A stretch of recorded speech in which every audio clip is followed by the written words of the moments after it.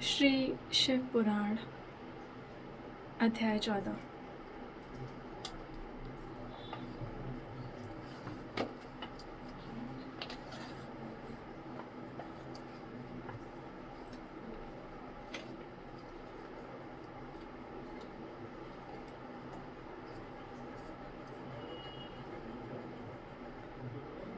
बंधन और मोक्ष का विवेचन, शिव पूजा का उपदेश, लिंग आदि में शिव पूजन का विधान, भस्म के स्वरूप का निरूपण और महत्व, शिव एवं गुरु शब्द की व्युत्पत्ति तथा शिव के भस्म धारण का रहस्य।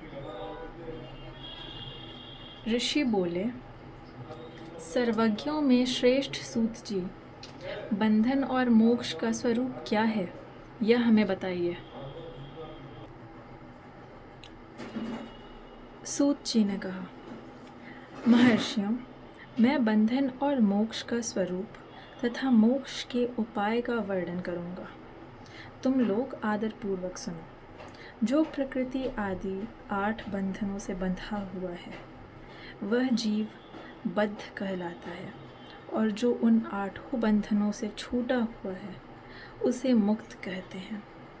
प्रकृति आदि को वश में कर लेना मोक्ष कहलाता है।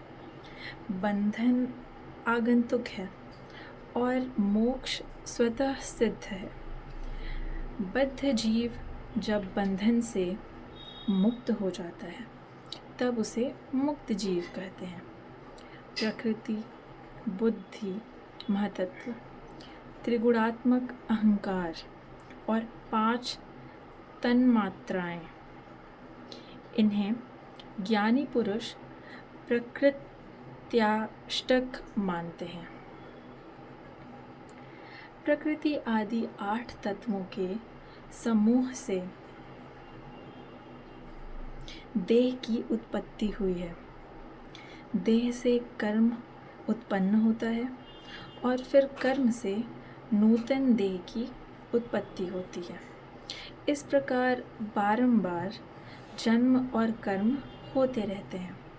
शरीर को स्थूल, सूक्ष्म और कारण के भेद से 3 प्रकार का जानना चाहिए। स्थूल शरीर जागृत अवस्था में,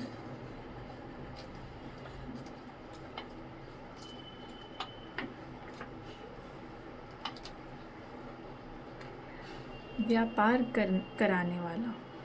सूक्ष्म शरीर जागृत और स्वप्न अवस्थाओं में इंद्रिय भोग प्रदान करने वाला, तथा कारण शरीर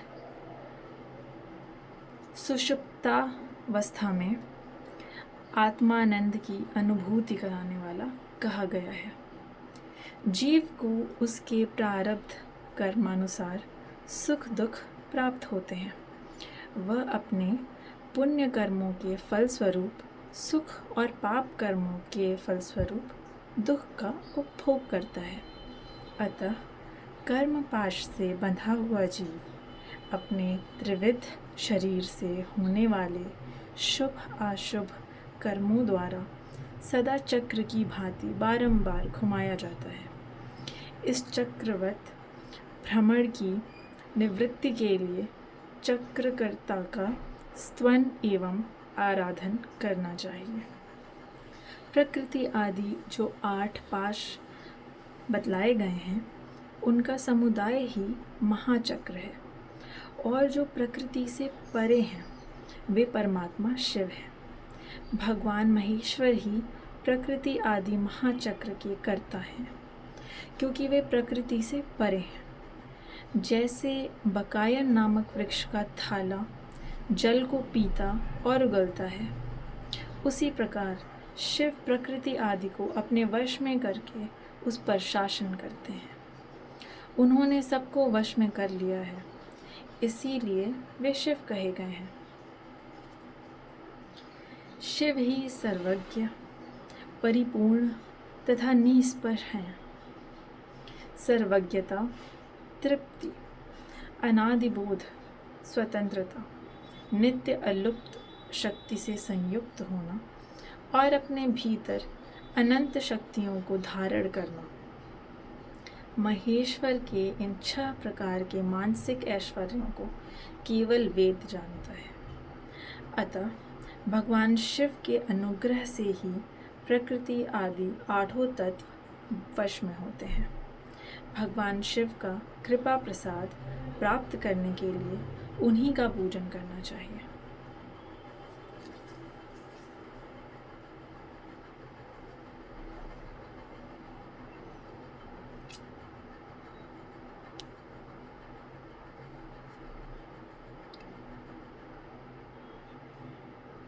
यदि कहें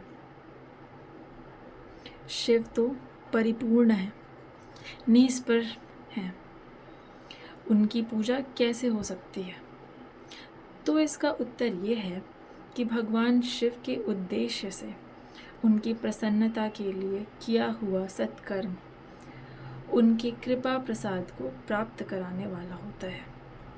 शिवलिंग में, शिव की प्रतिमा में तथा शिव भक्त जनों में शिव की भावना करके उनकी प्रसन्नता के लिए पूजा करनी चाहिए। वह पूजन शरीर से, मन से, वाणी से और धन से भी किया जा सकता है। उस पूजा से महेश्वर शिव, जो प्रकृति से परे हैं, पूजक पर विशेष कृपा करते हैं और उनका वह कृपा प्रसाद सत्य होता है। शिव की कृपा से कर्म आदि सभी बंधन अपने वश में हो जाते हैं। कर्म से लेकर प्रकृति पर्यंत सब कुछ जब वश में हो जाता है, तब वह जीव मुक्त कहलाता है और स्वात्मा राम रूप से विराजमान होता है। परमेश्वर शिव की कृपा से जब कर्मजनित शरीर अपने वश में हो जाता है, तब भगवान शिव के लोक में निवास का सौभाग्य प्राप्त होता है। इसी को सालोक्य मुक्ति कहते हैं। जब तन्मात्राएं वश में हो जाती हैं, तब जीव जगदम्बा सहित शिव का सामीप्य प्राप्त कर लेता है। यह सामीप्य मुक्ति है। उसके आयुध आदि और क्रिया आदि सब कुछ भगवान शिव के समान हो जाते हैं। भगवान का महाप्रसाद प्राप्त होने पर बुद्धि भी वश में हो जाती है। बुद्धि प्रकृति का कार्य है। उसका वश में होना सारिष्ट मुक्ति कहा गया है। पुनः भगवान का महान अनुग्रह प्राप्त होने पर प्रकृति वश में हो जाएगी। उस समय भगवान शिव का मानसिक ऐश्वर्य बिना यत्न के ही प्राप्त हो जाएगा। सर्वज्ञता और तृप्ति आदि जो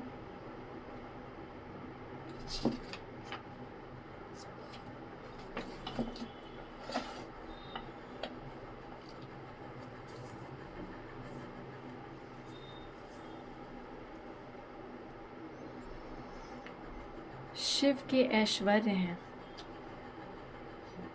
उन्हें पाकर मुक्त पुरुष अपने आत्मा में ही विराजमान होता है। वेद और शास्त्रों में विश्वास रखने वाला विद्वान पुरुष इसी को सायुज्य मुक्ति कहते हैं। इस प्रकार लिंग आदि में शिव की पूजा करने से क्रमशः मुक्ति स्वतः प्राप्त हो जाती है। इसलिए शिव का कृपा प्रसाद प्राप्त करने के लिए तत्संबंधी क्रिया आदि के द्वारा उन्हीं का पूजन करना चाहिए। शिव क्रिया, शिवत्व,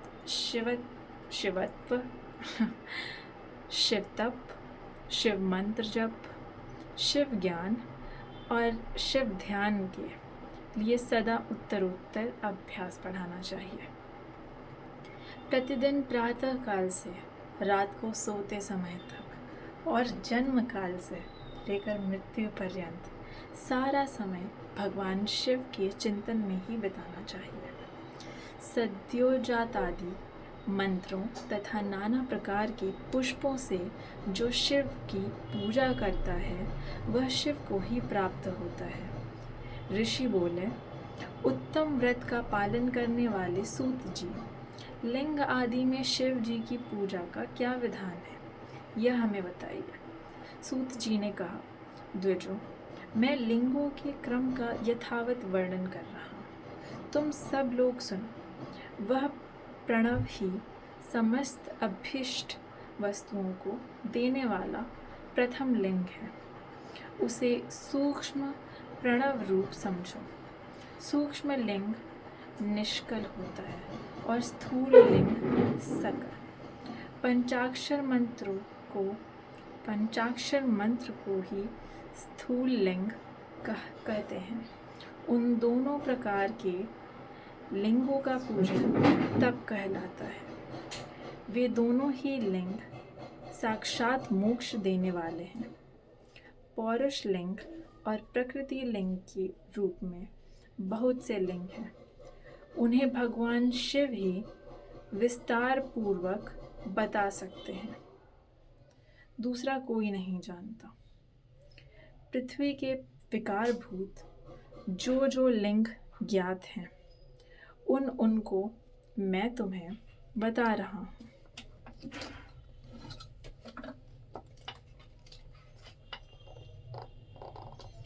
उनमें स्वयंभू लिंग प्रथम है, दूसरा बिंदु लिंग, तीसरा प्रतिष्ठित लिंग, चौथा चर लिंग और पांचवा गुरु लिंग है। देवर्षियों की तपस्या से संतुष्ट हो उनके समीप प्रकट होने के लिए पृथ्वी के अंतर्गत बीज रूप से व्याप्त हुए भगवान शिव वृक्षों के अंकुर की भांति भूमि को भेद कर नादलिंग के रूप में व्यक्त हो जाते हैं। वे स्वतः व्यक्त हुए शिव ही स्वयं प्रकट होने के कारण स्वयंभू नाम धारण करते हैं। ज्ञानी जन उन्हें स्वयंभू लिंग के रूप में जानते हैं। उस स्वयंभू लिंग की पूजा से उपासक का ज्ञान स्वयं ही बढ़ने लगता है। सोने चांदी आदि के पत्र पर, भूमि पर अथवा वेदी पर अपने हाथ से लिखित जो शुद्ध प्रणव मंत्र रूप लिंग है, उसमें तथा मंत्र लिंग का आलेखन करके उसमें भगवान शिव की प्रतिष्ठा और आवाहन करें। ऐसा बिंदुनादमय लिंग स्थावर और जंगम दोनों ही प्रकार का होता है। इसमें शिव का दर्शन भावनामय ही है। ऐसा निस्संदेह कहा जा सकता है। जिसको जहाँ भगवान शंकर के प्रकट होने का विश्वास हो, उसके लिए वहीं प्रकट होकर वे अभीष्ट फल प्रदान करते हैं। अपने हाथ से लिखे हुए यंत्र में अथवा अकृत्रिम स्थावर आदि में भगवान शिव का आवाहन करके 16 उपचारों से उनकी पूजा करें। ऐसा करने से साधक स्वयं ही ऐश्वर्य को प्राप्त कर लेता है और इस साधन के अभ्यास से उसको ज्ञान भी होता है। देवताओं और ऋषियों ने आत्मसिद्धि के लिए अपने हाथ से वैदिक मंत्रों के उच्चारण पूर्वक शुद्ध मंडल में शुद्ध भावना द्वारा जिस उत्तम शिवलिंग की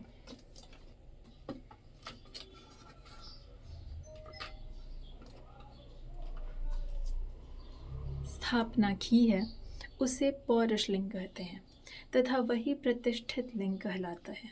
उस लिंग की पूजा करने से सदा पौरुष ऐश्वर्य की प्राप्ति होती है।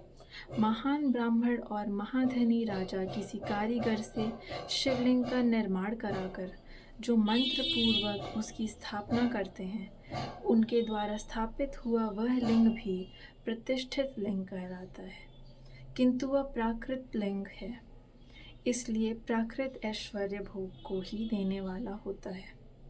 जो शक्तिशाली और नित्य होता है उसे पौरुष कहते हैं तथा जो दुर्बल और अनित्य होता है वह प्राकृत्य कहलाता है। लिंग, नाभि, जिह्वा, नासाग्र भाग और शिखा से क्रम से कटी हृदय और मस्तक तीनों स्थानों में जो लिंग की भावना की गई है, उस आध्यात्मिक लिंग को ही चर लिंग कहते हैं। पर्वत को पौरुष लिंग बताया गया है और भूतल को विद्वान पुरुष प्राकृत लिंग मानते हैं। वृक्ष आदि को पौरुष लिंग जानना चाहिए और गुल्म आदि को प्राकृत लिंग, साठी नामक धान्य को प्राकृत लिंग समझना चाहिए और शाली, अगहनी एवं गेहूं को पौरुष लिंग। अणिमा आदि 8 सिद्धियों को देने वाला जो ऐश्वर्य है, उसे पौरुष ऐश्वर्य जानना चाहिए। सुंदर स्त्री तथा धन आदि विषयों को आस्तिक पुरुष प्राकृत ऐश्वर्य कहते हैं। चर लिंगों में सबसे प्रथम रसलिंग का वर्णन किया जाता है। रसलिंग ब्राह्मणों को उनकी सारी अभीष्ट वस्तुओं को देने वाला है। शुभ कारक बाणलिंग क्षत्रियों को महान राज्य की प्राप्ति कराने वाला है। स्वर्णलिंग वैश्यों को महाधनपति का पद प्रदान करने वाला है तथा सुंदर शिवलिंग शूद्रों को महाशुद्धि देने वाला है। स्फटिकमय लिंग तथा बाणलिंग सब लोगों को उनकी समस्त कामनाएं प्रदान करते हैं। अपना न हो तो दूसरे का स्फटिक या बाणलिंग भी पूजा के लिए निषिद्ध नहीं है। स्त्रियों विशेषतः सधवाओं के लिए पार्थिव लिंग की पूजा का विधान है। प्रवृत्ति मार्ग में स्थित विधवाओं के लिए स्फटिक लिंग की पूजा बताई गई है, परंतु विरक्त विधवाओं के लिए रसलिंग की पूजा को ही श्रेष्ठ कहा गया है। उत्तम व्रत का पालन करने वाले महर्षि बचपन में, जवानी में और बुढ़ापे में भी शुद्ध स्फटिकमय शिवलिंग का पूजन स्त्रियों को समस्त भोग प्रदान करने वाला है। गृहासक्त स्त्रियों के लिए पीठ पूजा भूतल पर संपूर्ण अभीष्ट को देने वाली है। प्रवृत्ति मार्ग में चलने वाला पुरुष सुपात्र गुरु के सहयोग से ही समस्त पूजा कर्म संपन्न करे। इष्ट देव का अभिषेक करने के पश्चात अगहनी के चावल से बने हुए खीर आदि पकवानों द्वारा नैवेद्य अर्पण करे। पूजा के अंत में शिवलिंग को संपुट में पधरा कर घर के भीतर पृथक रख दे। जो निवृत्ति मार्गी पुरुष हैं, उनके लिए हाथ पर ही शिवलिंग पूजा का विधान है। उन्हें भिक्षादि से प्राप्त हुए अपने भोजन को ही नैवेद्य रूप में निवेदित करना चाहिए। निवृत्त पुरुषों के लिए सूक्ष्म लिंग ही श्रेष्ठ बताया गया है। वे विभूति के द्वारा पूजन करें और विभूति को ही नैवेद्य रूप से निवेदित भी करें। पूजा करके उस लिंग को सदा अपने मस्तक पर धारण करें। विभूति 3 प्रकार की बताई गई है: लोकाग्नि जनित, वेदाग्नि जनित और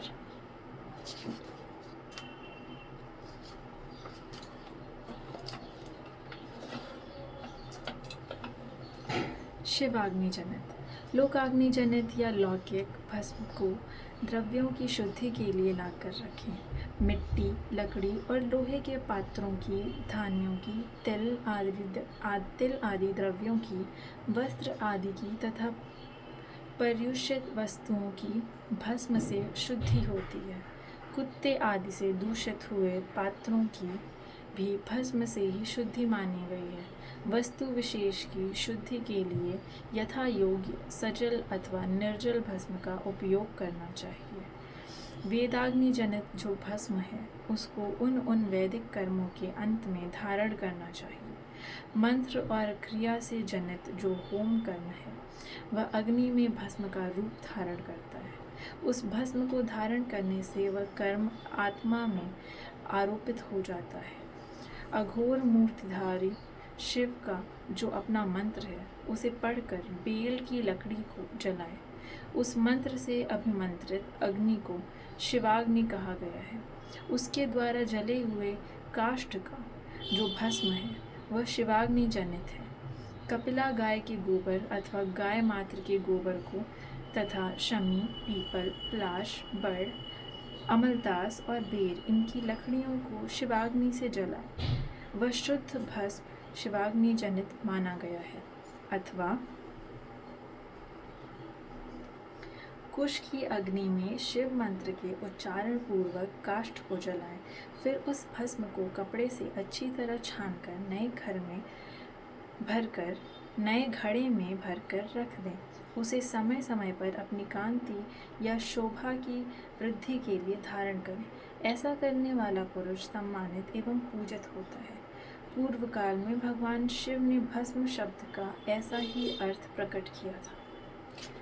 जैसे राजा अपने राज्य में सारभूत कर को ग्रहण करता है, जैसे मनुष्य शस्य आदि को जलाकर रांध कर उसका सार ग्रहण करते हैं, तथा जैसे जठरानल नाना प्रकार के भक्ष्य भोज आदि पदार्थों को भारी मात्रा में ग्रहण करके जलाकर सारतर वस्तु ग्रहण करता और उस सारतर वस्तु से स्वदेह का पोषण करता है, उसी प्रकार प्रपंचकर्ता परमेश्वर शिव ने भी अपने में आधेय रूप से विद्यमान प्रपंच को जलाकर भस्म रूप से उसके सार तत्व को ग्रहण किया है। प्रपंच को दग्ध करके शिव ने उसके भस्म को अपने शरीर में लगाया है। राख भभूत पोतने के बहाने जगत के सार को ही ग्रहण किया है। अपने शरीर में अपने लिए रत्न स्वरूप भस्म को इस प्रकार स्थापित किया है। आकाश के सार तत्व से केश, वायु के सार तत्व से मुख, अग्नि के सार तत्व से हृदय, जल के सार तत्व से कटिभाग और पृथ्वी के सार तत्व से घुटने को धारण किया है। इसी तरह उनके सारे अंग विभिन्न वस्तुओं के सार रूप हैं। महेश्वर ने अपने ललाट में तिलक रूप से जो त्रिपुंड धारण किया है, वह ब्रह्मा, विष्णु और रुद्र का सार तत्व है। वे इन सब वस्तुओं को जगत के अभ्युदय का हेतु मानते हैं। इन भगवान शिव ने ही प्रपंच के सार सर्वस्व को अपने वश में किया है, अतः इन्हें अपने वश में करने वाला दूसरा कोई नहीं है। जैसे समस्त मृगों का हिंसक मृग सिंह कहलाता है और उसकी हिंसा करने वाला दूसरा कोई मृग नहीं है, अतएव उसे सिंह कहा गया है।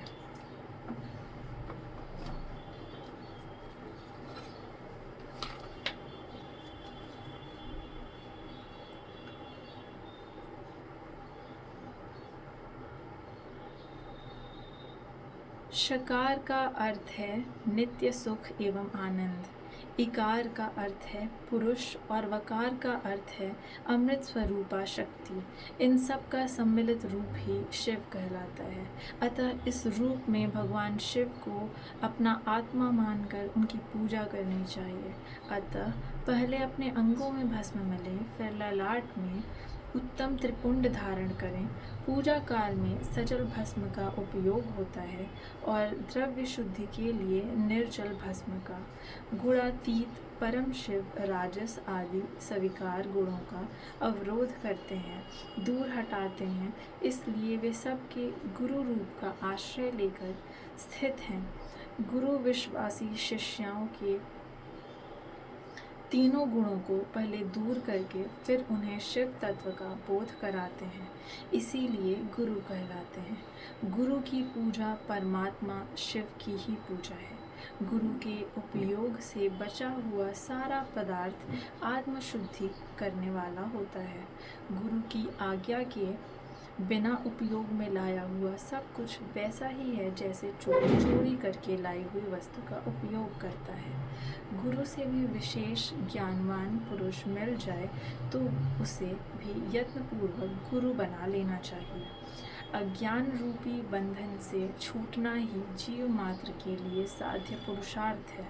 अतः जो विशेष ज्ञानवान है वही जीव को उस बंधन से छुड़ा सकता है। जन्म और मरण रूप द्वंद्व को भगवान शिव की माया ने ही अर्पित किया है। जो इन दोनों को शिव की माया को ही अर्पित कर देता है वह फिर शरीर के बंधन में नहीं पड़ता। जब तक शरीर रहता है तब तक जो क्रिया के ही अधीन है वह जीव बद्ध कहलाता है। स्थूल, सूक्ष्म और कारण तीनों शरीरों को वश में कर लेने पर जीव का मोक्ष हो जाता है, ऐसा ज्ञानी पुरुषों का कथन है। माया चक्र के निर्माता भगवान शिव ही परम कारण हैं। वे अपनी माया के दिए हुए द्वंद्व का स्वयं ही परिमार्जन करते हैं। अतः शिव के द्वारा कल्पित हुआ द्वंद्व उन्हीं को समर्पित कर देना चाहिए। जो शिव की पूजा में तत्पर हो वह मौन रहे, सत्य आदि गुणों से संयुक्त हो तथा क्रिया, जप, तप, ज्ञान और ध्यान में से एक एक का अनुष्ठान करता रहे। ऐश्वर्य, दिव्य शरीर की प्राप्ति, ज्ञान का उदय, अज्ञान का निवारण और भगवान शिव के समीप्य का लाभ, ये क्रमशः क्रिया आदि के फल हैं।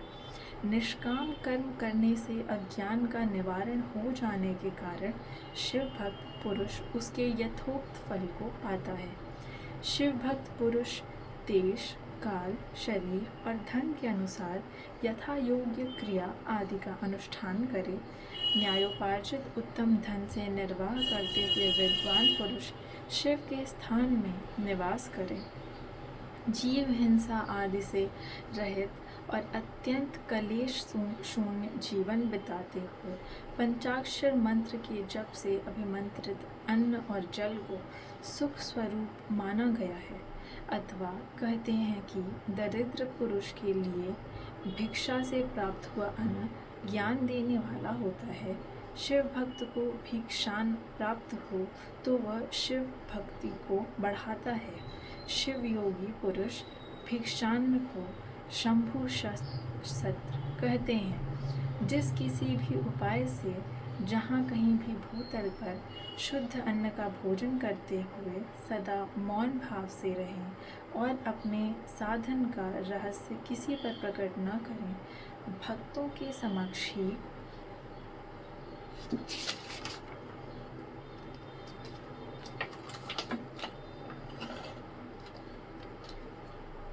शिव के महात्म्य को प्रकाशित करें। जानते हैं दूसरा नहीं, शिव मंत्र के रहस्य को भगवान शिव ही जानते हैं, दूसरा नहीं। शिव के महात्म्य को प्रकाशित करें। शिव मंत्र के रहस्य को भगवान शिव ही जानते हैं, दूसरा नहीं। अध्याय संपन्न।